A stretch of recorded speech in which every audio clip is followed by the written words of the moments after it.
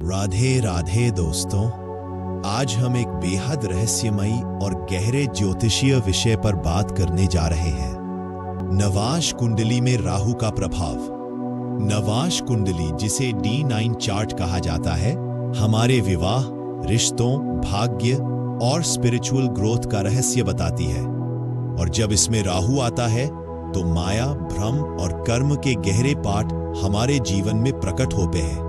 तो आइए जानते हैं, राहु अगर आपकी नवाश कुंडली के अलग अलग 12 भावों में बैठा हो तो वह आपके विवाह, रिश्तों और भाग्य पर क्या असर डालता है। फर्स्ट हाउस अगर राहु नवाश के पहले भाव में हो तो व्यक्ति की पर्सनालिटी बहुत ही मैग्नेटिक और रहस्यमयी हो जाती है। लोग उसकी ओर खींचे चले आते हैं, पर अक्सर उसके असली मन को समझ नहीं पाते।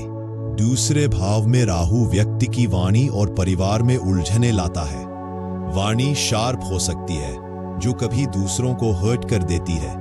धन कमाने की चाह बहुत रहती है, पर फैमिली पीस डिस्टर्ब हो सकता है।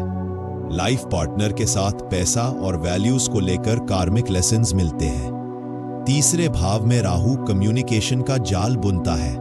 व्यक्ति बोल्ड और एडवेंचरस होता है, पर कभी कभी अपने ही शब्दों से फंस जाता है।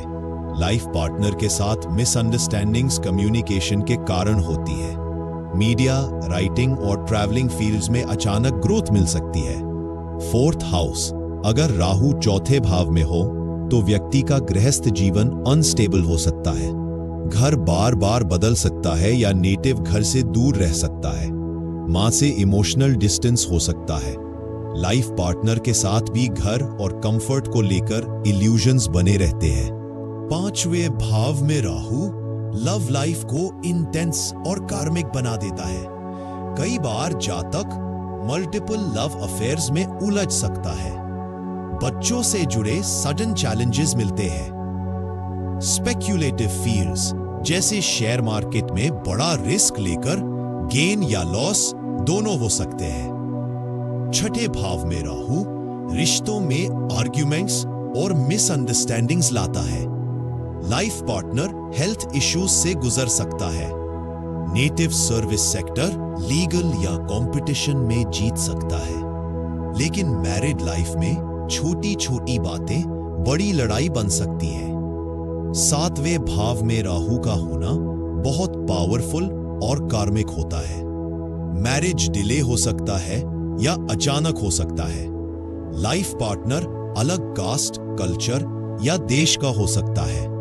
रिश्ता बहुत इंटेंस होता है, पर चैलेंजेस और कार्मिक लेसन्स भी गहरे रहते हैं। आठवें भाव में राहु विवाह और जीवन में गहरे उतार चढ़ाव लाता है। लाइफ पार्टनर की वजह से धन या इनहेरिटेंस मिल सकता है। ऑकल्ट, एस्ट्रोलॉजी, तंत्र और हीलिंग की ओर खिंचाव रहता है। सीक्रेट अफेयर्स या हिडन ट्रुथ्स रिश्तों में सामने आ सकते हैं। नौवें भाव में राहु भाग्य और धर्म की राह बदल देता है।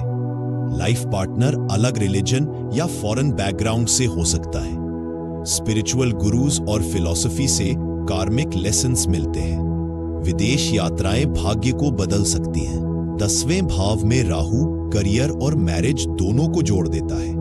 करियर में सडन राइज एंड फॉल हो सकता है। लाइफ पार्टनर करियर ओरिएंटेड या एम्बिशियस होता है। मैरिज डिसीजंस पर करियर का गहरा असर पड़ता है। 11वें भाव में राहु व्यक्ति को बहुत बड़ा सोशल सर्कल देता है, लेकिन दोस्ती और रिश्तों में हमेशा कुछ खालीपन रहता है। मैरिज से गेन्स भी मिल सकते हैं और सडन लॉसेस भी। डिजायर्स एंडलेस रहती है, संतोष कम होता है। 12वें भाव में राहु फॉरेन कनेक्शन को स्ट्रांगली एक्टिवेट करता है। लाइफ पार्टनर विदेश से या विदेश में रह सकता है। एक्सपेंसेस बहुत होते हैं, खासकर लग्जरी और कंफर्ट्स पर। स्पिरिचुअल अवेकनिंग और डिटैचमेंट की राह पर ले जाता है। तो दोस्तों, नवांश कुंडली में राहु का हर भाव एक कार्मिक रहस्य छुपाए हुए है। ये हमें सिखाता है कि रिश्ते और विवाह सिर्फ प्रेम का नाम नहीं, बल्कि कार्मिक लेसन्स और आत्मा की ग्रोथ का रास्ता भी है। राहु जहां भी बैठता है वहां भ्रम जरूर देता है, लेकिन उसी भ्रम के पीछे आत्मा को उसकी असली मंजिल की तरफ धकेलता है। इसलिए अगर आपकी नवांश कुंडली में राहु किसी भी भाव में है तो डरे नहीं, बल्कि समझें कि वह आपको कौन सा कार्मिक पाठ सिखा रहा है।